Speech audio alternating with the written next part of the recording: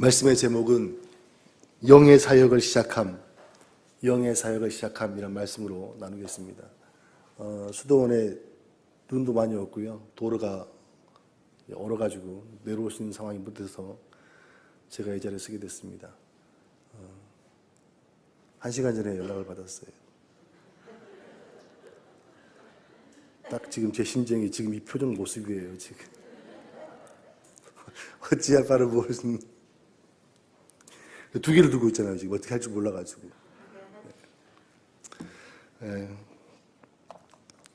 10절, 우리가 이제 11장을 하는데, 10장 끝자락에 보니까 이런 말씀이 있어요.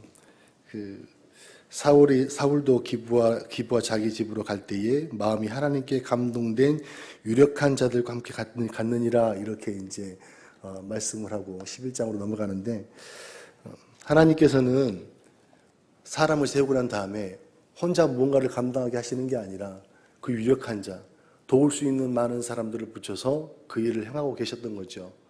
그래서 우리가 하나님 앞에 신앙생활을 할 때에도 저 혼자만의 신앙생활이 아니라 주위에 있는 모든 사람과 함께 신앙생활을 할 때 우리가 스스로 만들어지기도 하고 또 하나님 앞에 귀하게 쓰임받는다는 사실을 우리가 알면 좋겠습니다. 오늘 말씀은 이제 암몬 사람 나하스가 이스라엘을 쳐들어오려고 이렇게 선포를 하죠. 엄포를 놓습니다. 그럴 때 이제 야베스에 있는 사람들이 너무 무서운 거예요. 그래서 우리가 언약을 하자. 너네가 원하는 게 뭐냐? 너네가 원하는 대로 내가 해줄게. 이렇게 했는데 받지 않겠대요. 내가 너네들의 오른쪽 눈을 빼야지만이 그러고 난 다음에 언약을 하자. 이렇게 조롱을 하죠. 너무나 무서웠습니다. 그래서 야베스 장로들이 그럼 우리에게 시간을 달라. 우리를 구원할 자가 있는지 우리에게 시간을 달라. 이렇게 이야기를 합니다. 그러고 난 다음에 이 소식들이 이스라엘에 퍼지게 되죠. 사울이 서로 이제 농사를 짓다가 돌아가는 길에 이 소식을 듣게 됩니다. 이 안에서 그 성령의 충만함이 있었던 거죠. 하나님의 그런 뜨거움이 올라왔습니다. 도저히 참을 수 없는 그런 용납할 수 없는 그런 것들이 올라왔던 거죠. 그래서 그곳에서 소를 12조각을 내고 모든 지파로 다 보내게 됩니다. 모두 나와서 싸우자. 만약에 참여하지 않는 사람들은 이와 같이 될 것이다. 소가 잘려나간 것처럼 이와 같이 될 것이다. 좀 살벌하죠. 성령이 충만했는데 이렇게 살벌하게. 그래서 사람들이 다 나오게 됩니다. 여호와께서 그들에게 두려움을 주게 하고 그들이 나와서 전쟁에 참여하게 됐죠. 이스라엘 백성들이 30만 명이 나왔대요. 그리고 유다 족속이 3만 명이 나오게 됐습니다. 어쨌든 전쟁에 나가서 승리하게 되는 이런 이야기가 오늘의 이야기라고 할 수 있습니다.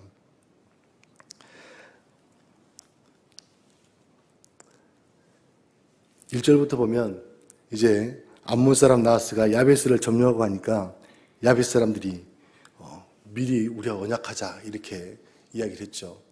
상황이 급박하다 보면 뭔들 못하겠습니까? 이 사람들은 지금 개인의 목숨을 구하고자 한 게 아니라 그 지역에 있는 모든 자기들의 족족들, 자기들의 지역에 있는 사람들을 보호하고 싶은 마음이 그렇게 했던 거죠. 우리는 우리 마음속에 있는 것들 중에 이기적인 생각들이 되게 많은 경우가 있습니다. 나만 살면 돼. 나만 아니면 돼. 라는 고백들을 할 때가 있죠.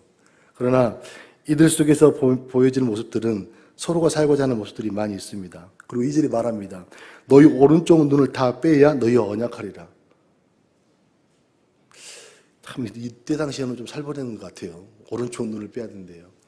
왜 이런 이야기가 나왔냐면 이 오른쪽 눈은 전쟁 때 굉장히 귀하게 쓰인대요. 뭐냐면 또 보여드려야 됩니까? 방패를 이렇게 딱 막잖아요. 방패를 막으면 이 방패가 다 막으면 안 되잖아요. 방패를 딱 올리고 막으면 한쪽 눈은 적을 바라보는 거예요. 그게 오른쪽 눈으로 적을 바라본대요. 그냥 이야기예요. 그 눈을 빼면은 전쟁에 참여할 수 없게 되죠. 그런 의미가 있어요. 어쨌든 이제 5절에 보니까 마침 사울이 밭에서 소를 몰고 오다가 왕이 된 사울이 밭에서 소를 몰고 있는 모습들이 보입니다.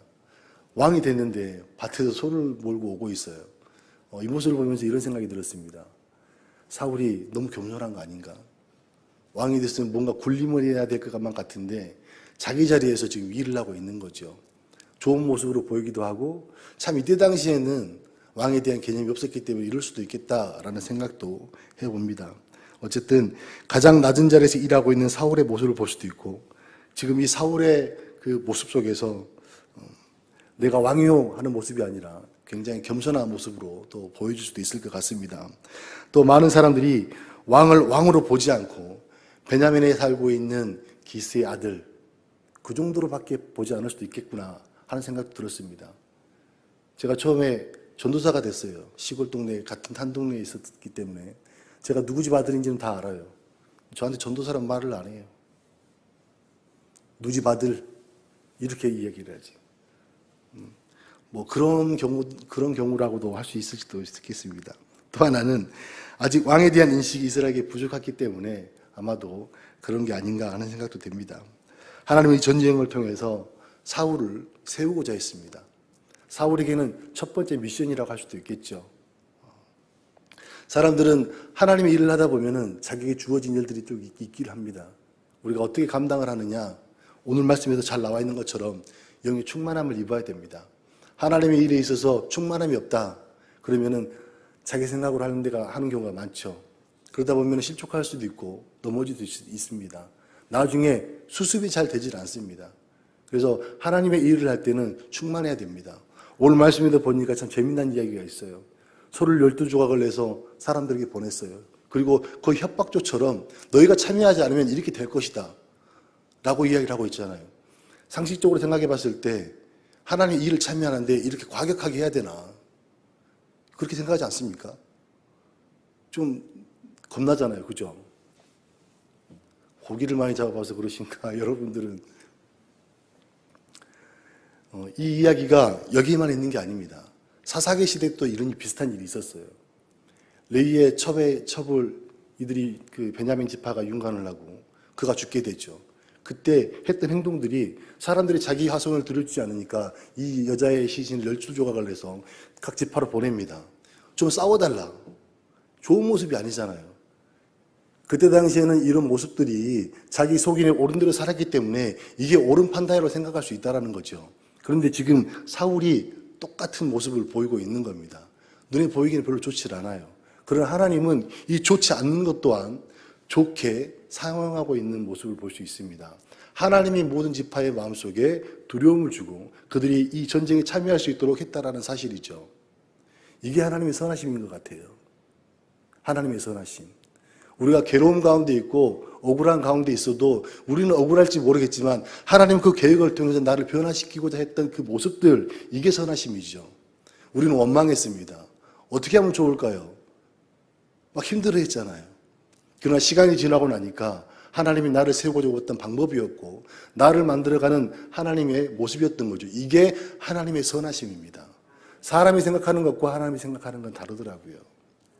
사울은 지금 자기의 행동대로 이렇게 했지를 모르겠지만 하나님 이것 또한 좋게 사용하고 계셨다는 겁니다. 우리에게 있어 첫 번째 미션, 영적인 체험들은 굉장히 중요합니다. 하나님께서 우리에게 성령을 부어주시고 우리는 각자의 마음속에 이런 성령의 충만함이 있었을 때 항상 부딪힌 일이 생깁니다. 새벽 예배 잘 드리고 와서 집에 가보니까 집이 엉망이에요. 그리고 집사람 속에서 분노가 올라오죠. 사람이 그렇거든요. 언제 어떻게 바뀔지 모르는 그런 모습들이 우리에게 늘 있습니다.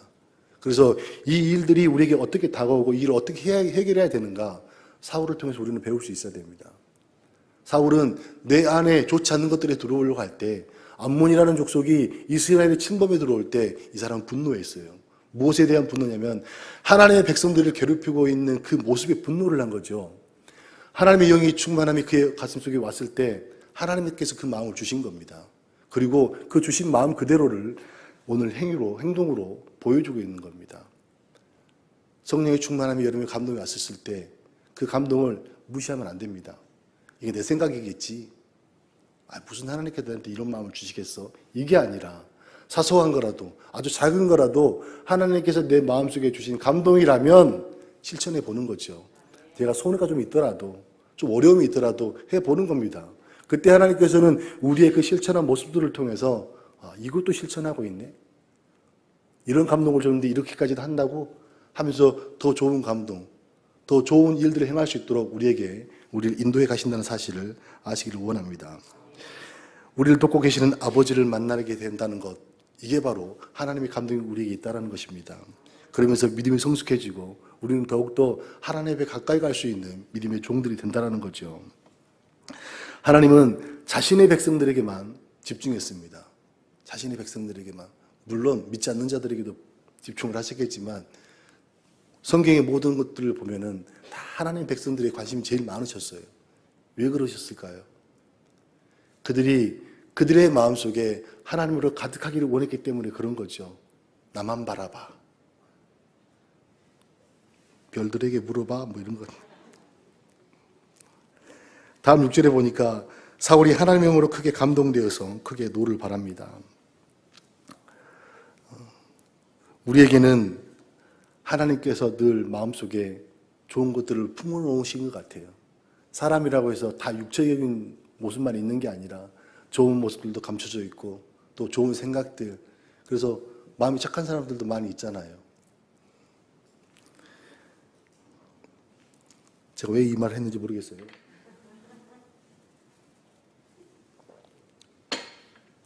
목사님도 이걸 지금 보시면서 잘하고 있다 이러고 계실지도 몰라요.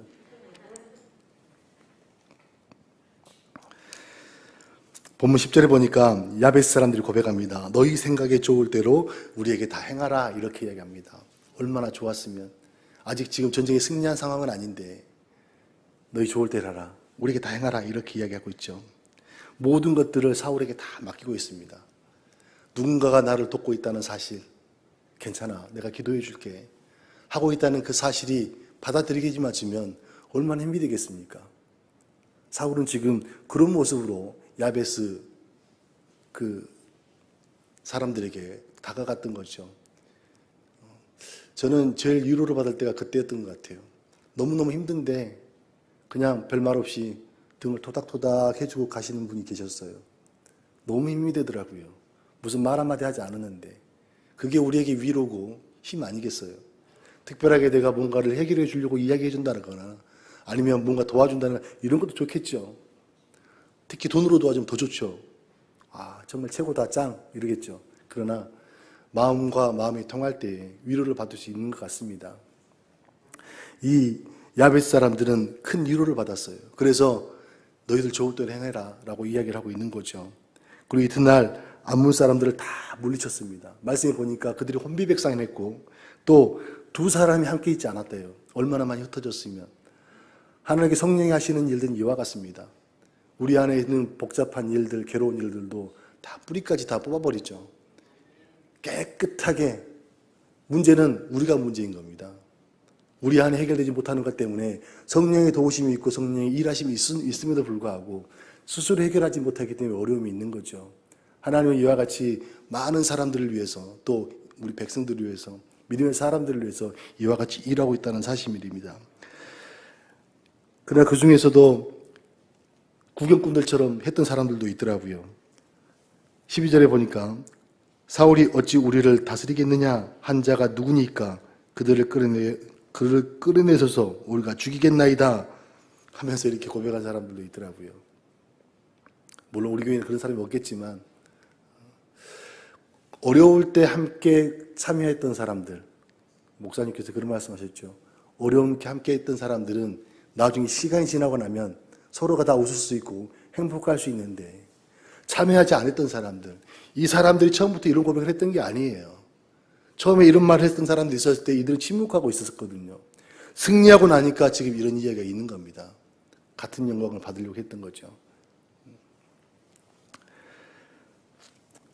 고난은 같이 하지 않고 영광만 받으려고 했던 모습이라고 할 수 있습니다. 사실 기쁠 때 같이 하는 건 재밌긴 하지만 그렇게 오래 기억 남는 것 같지 않아요. 그러나 힘들 때 같이 부둥켜 안고 부둥켜 앉지는 마세요. 같이 일하고 섬기는 사람들이 있을 때 서로가 격려가 되고 힘이 되죠. 나중에 우리는 되새기면서 아, 우리 그때 그랬어 라고 할 수 있는 것 같습니다. 하나님은 우리가 잘해서 사용한 것도 아니고 우리가 특별해서 사용한 건 아닌 것 같습니다. 우리가 사용받을 수 있는 유일한 길은 하나님의 영에 충만한 밖에 없습니다. 우리가 어떤 일을 행하든 어떤 삶을 살아가든 그게 중요한 것이 아니라 영의 충만함을 입고 살아갈 때에 그 사람을 통해서 무언가 일을 하고 계신다라는 거죠. 하나님의 직접적인 개입이 있다라는 겁니다. 12절 말씀처럼 충동질 하는 사람이 있어도 13절 사울은 이렇게 말합니다. 사울이 이르되 이날에는 사람을 죽이지 못하리니 여호와께서 오늘 이스라엘 중에 구원을 베푸시니라 이렇게 이야기합니다. 많은 사람들은 사울이 승리했다고, 역시 당신이 왕 세우기 잘했어, 사울이 승리한 줄 알았지만 사울의 고백은 그와 같습니다. 여호와께서 하셨대요. 우리의 마지막 고백은 이와 같아야 됩니다. 하나님께서 다 하셨습니다. 이 완성된 이 모든 일들도 내가 한 게 아니라 하나님께서 하셨습니다 라는 고백이 저와 여러분에게 많아지기를 원합니다. 또 사무엘도 이 전쟁이 끝나고 난 다음에 백성들에게 이야기합니다. 오라 우리가 길갈로 가서, 사무엘이 얘기합니다. 오라 우리가 길갈로 가서 나를 새롭게 하자. 거기서 여호와 앞에서 사울을 왕으로 삼고 화목제물도 드리자 하고 사무엘이 말합니다. 사무엘도 행복했나 봐요. 사무엘도 이 일들을 단순하게 세상적인 전쟁도 있겠지만 사울이 온전하게 하나님께서 원하시는 대로 살고 있다는 모습에 안심했나 봅니다. 그래서 왕으로 세우게 되는 거죠. 근데 사울을 보니까 여기서 새롭게 하자라는 그 뜻은 사울을 왕으로 인정한다는 그 뜻입니다. 너무 재밌는 게 뭐냐면 사울을 왕으로 몇 번 세운지 모르겠어요. 잘 모르겠죠. 처음에 사울이 사무엘을 만났을 때 기름을 붓고 그걸 왕으로 세우겠다고 약속을 하거든요. 그 다음에 또 제비를 뽑아서 왕으로 삼잖아요. 어저께 제비를 뽑았잖아요. 이렇게 뽑고 뽑았잖아요. 이렇게. 그 다음에 오늘 보니까 길갈로 가서 왕으로 삼자고 이렇게 이야기를 하고 있습니다. 이런 왕은 저기 성경에 없어요. 유일무이한 그런 왕입니다. 사울 왕은. 이런 생각이 들었습니다. 계속 하나님이 세울 때까지 점검을 하고 있고, 또 그가 하나님께서 그를 이끌어가는 그 시간 동안 계속해서 뭔가를 시험하고 있고, 아니면은 또 뭔가를 확신을 주기 위한 그런 과정이 아닌가 하는 생각도 들더라고요. 누구도 부인할 수 없는 왕으로 삼았습니다. 사울은 누구도 부인할 수 없는 왕입니다. 그리고 그곳에서 여호와께 화목제물을 드리고 사울과 이스라엘 모든 사람들이 크게 기뻐하였다라고 말하고 있습니다. 하나님과 마음이 연합되면 다 즐겁습니다. 안 그렇습니까? 하나님과 마음이 연합되면 다 즐겁습니다. 우리가 은혜 충만하면 다 좋잖아요. 뭘 줘도 아깝지가 않고 누가 무슨 소리를 해도 잘 귀에 들리지도 않습니다. 그냥 이 마음의 행복함이 많아지죠. 지금 사울은 그런 모습입니다. 하나님은 당신이 원하지 않아도 자신의 백성들을 위해서라면, 우리를 위해서라면 최선을 다해서 돕고 계시는 모습을 볼 수 있습니다. 어제와 오늘 말씀을 보면서도 그런 생각이 많이 들었습니다. 하나님이 얼마나 급하셨으면, 하나님이 얼마나 이 사람 한 사람을 세워서 왕을 삼고 그가 하나님의 종으로 세워지기까지 하나님은 정말 최선을 다하셨구나 하는 생각이 들었습니다. 이 일들은 사울에게 뿐만 아니라 우리에게도 마찬가지겠죠. 항상 우리에게 하나님은 최선을 다하고 계신다는 사실을 믿기를 원합니다. 우리는 넘어졌을 때에도 하나님을 외면하지 않았거든요. 제가 과거에 많이 했던 기도가 그겁니다. 왜 맨날 저한테만 그러세요? 왜 맨날 저만 이렇게 힘들게 하세요? 이 기도를 되게 많이 했거든요. 정말 꼴보기 싫었을 것 같아요. 하나님이 매일 돕고 계시는데, 매일 함께 하시는데, 제 옆에는 위로하는 사람이 있었고 돕는 손길이 있었고 또 함께 가는 사람이 있었음에도 불구하고 다 그런 거 빼고 제가 원하는 뭔가를 받고 싶었던 거죠. 사람의 욕심이 그렇습니다. 그러나 하나님은 우리에게 언제나 최선이었다는 사실을 믿기를 원합니다.